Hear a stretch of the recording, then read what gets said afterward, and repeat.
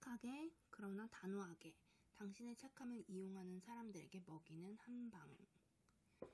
무옌거.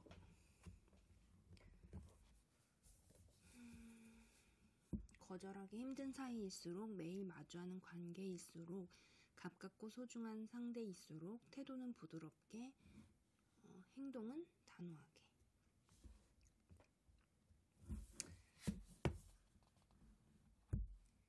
당신의 선량함에는 가시가 필요하다. 당신의 착함을 이용하는 사람들에게 먹이는 한방. 영어 제목도 써있네요. Your goodness must have some edge to it. 프롤로그 읽어보겠습니다. 착한 당신, 호구는 되지 말자. 인간의 성품에는 부드럽고도 강한 힘을 지닌 면이 존재한다. 바로 선량함이다. 진정한 선량함은 서로 신뢰관계가 전혀 없는 낯선 이들끼리도 마음의 경계심을 내려놓게 한다. 러시아 극작가 빅토르 로조프가 말했듯 지극히 감동스러운 인류의 선량함은 마음과 육체의 상처를 치유하는 힘이 있다. 선량함은 일종의 양심이자 지극히 도덕적인 본성이다. 그러나 지금은 선량함의 가치가 제대로 평가받지 못하는 시대다. 예를 들어 선생님이 어느 학생의 평가서에 매우 착합니다 라고 써서 보내면 학생의 부모에게 볼멘 소리를 듣기 십상이다. 요즘 같은 세상에 착한 게 무슨 소용이 있어? 바보 같은 사람이나 착하다는 소리를 듣는 거라고. 사실 이런 말이 나오게 된 데는 다 이유가 있다. 선량함 자체가 나빠서가 아니다. 그저 오늘날 우리가 선량함을 대하는 방식이 잘못됐기 때문이다. 그래서 이제 한동안 SNS에서 랄프 에머슨의 명언이 돌았을 때 많은 사람이 은근히 가슴 한구석이 찔린다는 반응을 보였다. 그대의 선량함에는 반드시 가시가 있어야 한다. 그렇지 않으면 그 선량함은 없는 것이나 마찬가지다. 내 친구의 이야기다. 증권회사에서 일하는 그녀는 사람을 대하는 면에서 놀라울 정도로 적절하게 처신하는 능력이 있다. 예를 들어 동료가 도와달라고 하면 그녀는 먼저 구체적인 상황을 파악한 후 이렇게 대답한다. 나도 정말 도와주고 싶어. 하지만 지금 이 일을 해주면 오히려 너에게 해가 될 것 같아. 이쪽 일은 직접 해봐야 배울 수 있는 부분이 많거든. 그러니까 스스로 한번 해봐. 난 네가 할 수 있을 거라고 믿어. 이때 그녀의 말투와 태도는 시종일관 진지하고 진실하다.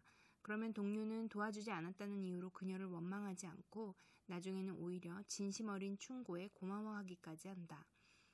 누군가 돈을 빌려달라고 할 때도 마찬가지다. 상대의 의도를 정확히 이해하기 전이라면 그녀는 부드럽고 여유롭게 이렇게 말한다.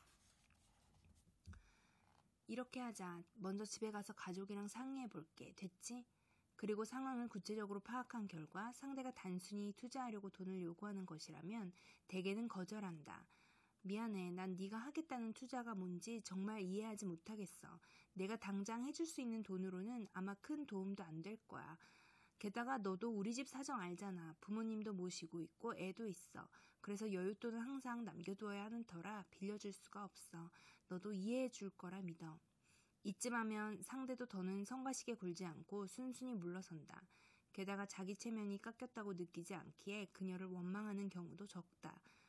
물론 그녀도 상대가 정말 급한 일로 돈이 필요한 경우라면 선뜻 빌려준다. 하지만 사전에 상황 기한과 방식을 의논하고 확실히 정한다. 그렇게 하는 것이 자기 자신은 물론 상대도 책임지는 행동이라고 믿기 때문이다. 동료나 동기, 친구들도 처음에는 그녀가 지나치게 냉정하고 이성적이라고 생각했다. 심지어 대하기 어렵고 까다로우며 인간미가 없다고 말하는 지인도 있었다. 그러나 곁에서 그녀를 주의 깊게 지켜본 결과 나는 그녀의 방식이 매우 옳다는 결론을 내렸다. 최근 몇 년 동안 그녀는 몇몇 사람의 요구를 거절했지만 여전히 그들과 좋은 인간관계를 유지하고 있었다. 또한 주변인 모두 그녀를 아주 상식적이고 믿을만한 사람이라고 생각했다.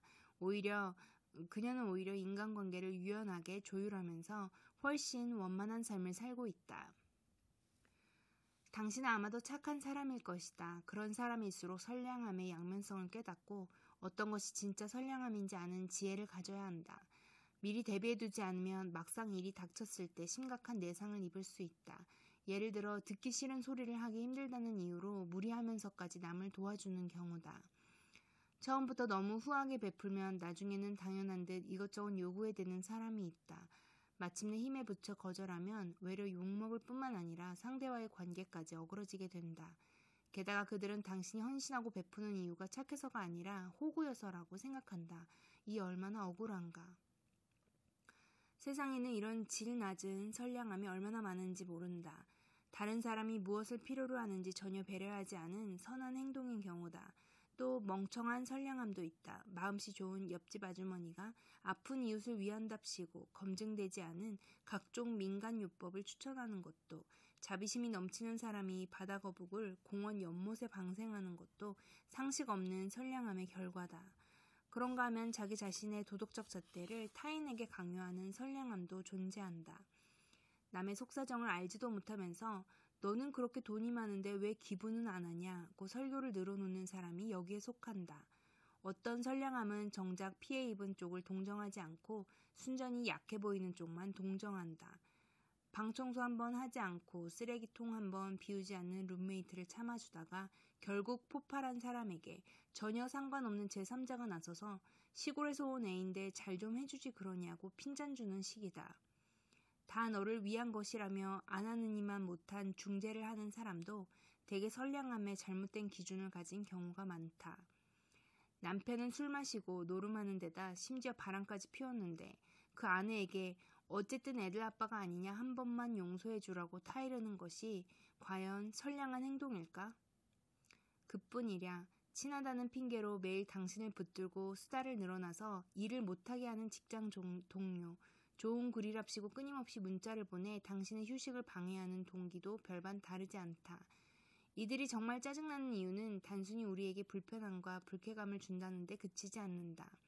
그들의 행동이 기본적으로는 선의에서 비롯된 것이라 차마 대놓고 뭐라고 할 수 없다는 점이 우리를 더욱 짜증나게 하는 것이다. 진짜 선량한 사람은 자신이 하는 일이 정말 선한 일인가에만 관심이 있지 남의 시선은 신경 쓰지 않는다.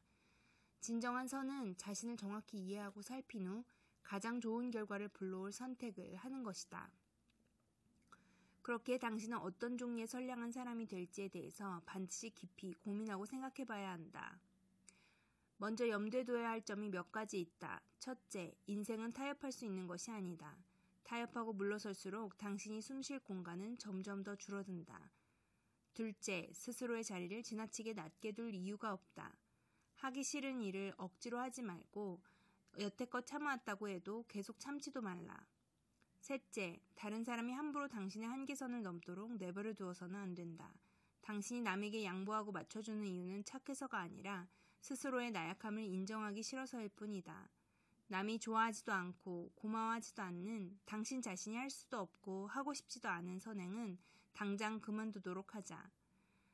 인생이 그저 세상에 맞춰 흘러갈 뿐이라는 생각이 든다면, 매일을 되는 대로 살아가고 있다면, 주변 사람들이 내 존재를 깔본다면, 남의 비위를 맞추는 것 외에는 자신의 존재감을 인정받는 방법을 모른다면 타인을 대할 때 좀 더 까다로운 기준을 가져야 한다.